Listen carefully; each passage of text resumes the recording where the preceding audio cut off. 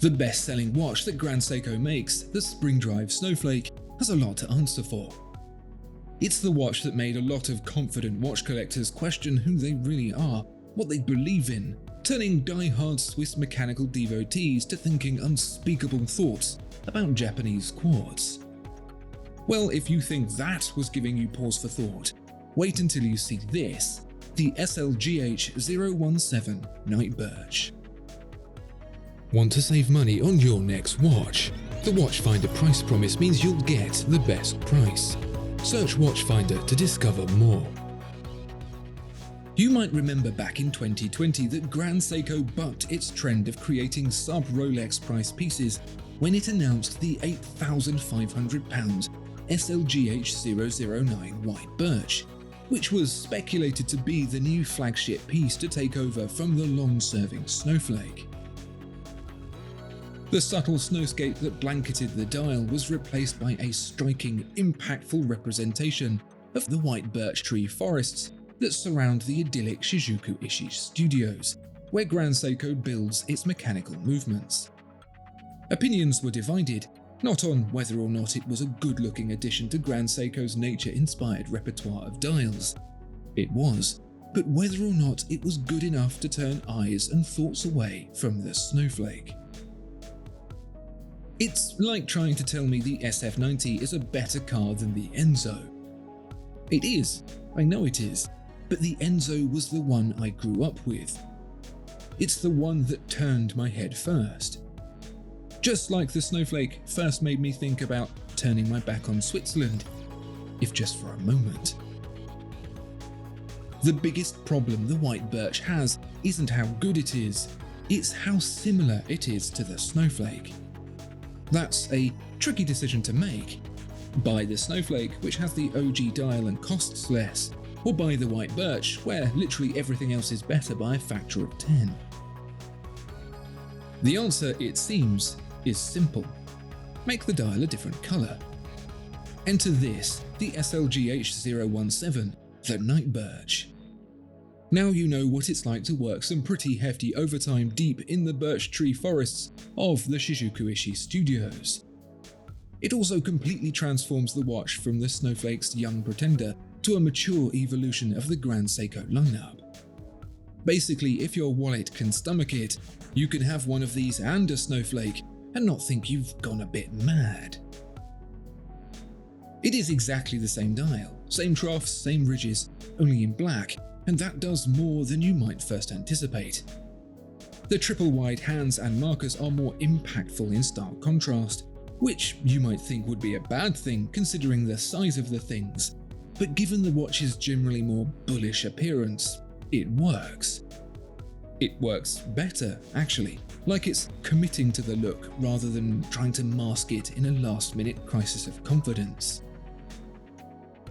Oddly enough, I think that might be because, although the dial is the same pattern, the darker shade lessens the contrast of the texture. It's still there, don't get me wrong, and it still outpunches the Snowflake for depth and dimension.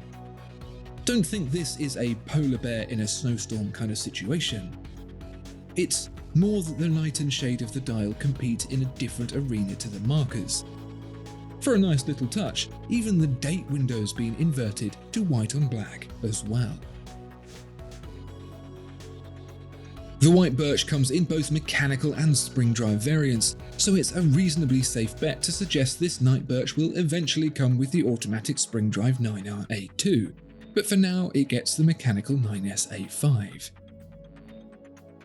For me at least, the 9S-A5 marked a moment of maturity for Grand Seiko, which, lest we forget, has only been trading internationally since 2010. Previous movements have mostly been technically interesting, but built to a price, and that's fine, offering an entry point to Grand Seiko that's less costly. It's really all been about the dial and case when it comes to the final word in finishing. The 9S-A5 changed that considerably. It's like when that cute little luxury arm of mass production giant Toyota, Lexus, slapped the world in the face with the 8,700 RPM 4.8-litre V10 of the LFA.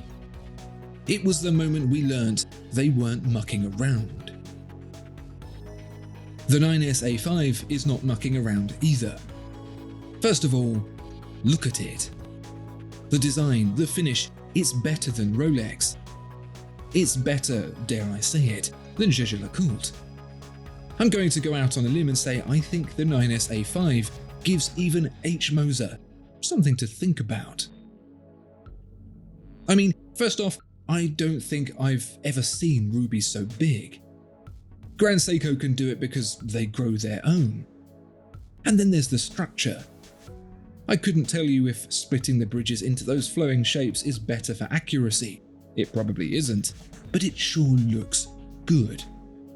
I very much appreciate the effort in hollowing out the rotor weight, so most of it isn't hidden too. But all that's superficial. Where the 9SA5 really packs its punch is in the technical. In the last 2 centuries, there have been 2 major developments in watchmaking. George Daniels' coaxial escapement, which is now doing a solid duty with Omega, and the dual impulse escapement in the 9SA5. How many watch companies can say they've done that? 2. The answer is 2. Typically, a Swiss lever escapement design, like you might find in a Rolex, imparts energy from the mainspring to the balance, the part that regulates the timing of the watch, through a rocking lever called the pallet fork. These indirect impulses sap energy that would be more efficiently put to use driving the balance wheel directly. The pallet fork is needed, however, to facilitate the ever-changing direction of the balance wheel's beat, and so Grand Seiko has split the difference with the impulse in one direction being direct, and the other indirect. The net result is that not only is the 80-hour power reserve of the 9SA5 10% higher than the equivalent Rolex, it also beats 25% faster too, for a smoother, more stable readout. Those are big numbers for a technology that's been about for several centuries, and once again it's Grand Seiko's technical know-how that's prevailed. Where the Night Birch is identical to the White Birch, however, is in its quality. Grand Seiko has long since established a benchmark of quality when it comes to dials and cases with the Snowflake, and to be honest, there's not much above and beyond it that's really worth speaking of. That is, until we enter the realms of hand-painted markers on a porcelain dial, like with the Cradle Ichi 2. The addition of titanium over steel for the Night Birch's 40mm wide, 11.7mm thick case adds an exotic flavour, the darker tone complementing the dial rather nicely. It's water resistant to 100 meters, which is reasonable, and it's just generally nice to see Grand Seiko cases with automatic movements in them, feeling sensibly proportioned so they comfortably fit more people. Small improvements in the bracelet have closed the gap to Grand Seiko's rivals, but it's still not exactly setting the benchmark. There's no micro-adjust system, for example. For some, that might present an ointment fly interaction. For others, it's not really an issue, or they were going to put it on a strap anyway. The real step up, as we've seen, is with the movement, but with that comes a step up in price. The Snowflake seems to present ever greater value at £5,500, with the Night Birch getting close enough to double at £9,000 to warrant a sharp intake of breath. Additional oxygenation aside, it's a complex question to ask whether the Night Birch is worth £9,000. That gets you access to a healthy selection of Rolex, if you achieve gold-level waitlist status, that is. But perhaps more importantly, it opens up the door to brands like Jaeger-LeCoultre. The Night Birch, and especially the 9SA5, are unquestionably good-looking and technically masterful, but the Jaeger-LeCoultre is, well, a Jaeger-LeCoultre.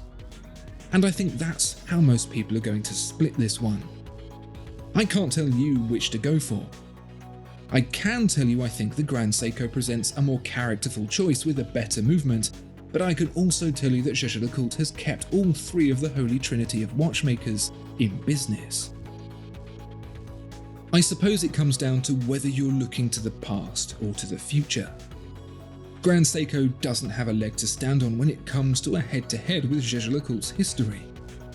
Looking forward, however, and it seems to be Grand Seiko that's making the headlines. The rest, as they say, is up to you. Thank you so much for watching. If you enjoyed this video and would like to see more, please do hit the like button and subscribe to the channel. And why not let me know what you think of the Night Birch down in the comments below. What do you think of the looks, the movement, the price? Would you choose one over a similarly priced competitor? Let me know. Thanks, and I'll see you in the next one.